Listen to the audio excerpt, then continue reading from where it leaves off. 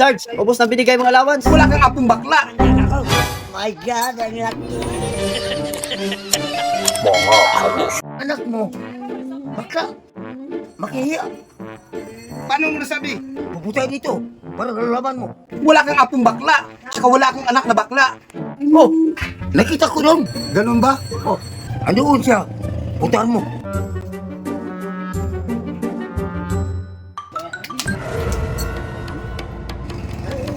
Nakita ng dalyari. Party mo naman. Okay, ang ganda-ganda niya na. Oo nga. Hala, papa mo ba yun? Ano yung sinasabi ng lulo mo na bakla ka? Dati, hindi ako bakla. Si kamandag ako. Bakit papala ka ba? Si, umuwi ka sa bahay.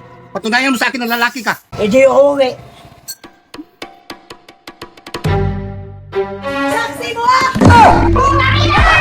Bakla talaga ito ah.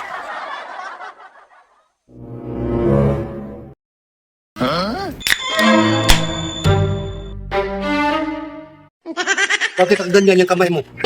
Wala, masakit kasi yung kamay ko. Sa kakasunto ko kanina. Yan! Yan ang gusto ko, matapang. Bakit? Meron ka ba ipapasuntok sa akin? Ha, daddy? Yan ang gusto ko. Tunay na lalaki, matapang.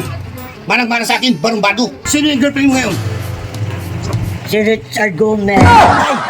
Hindi pala daddy, sorry daddy. Sa iba na alawi pala.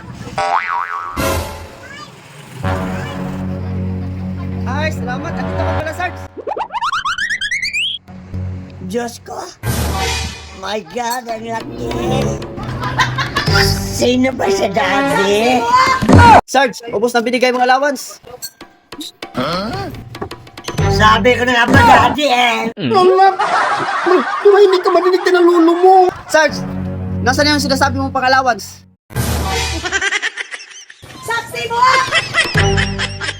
Daddy.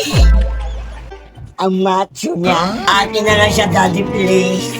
Ay, hindi pwede. Sa akin na siya. Malaki na ang gasto ko sa kanya. Bahala ka. Sa akin siya. Gusto ko siya daddy. Ay daddy. Nagmanahan ka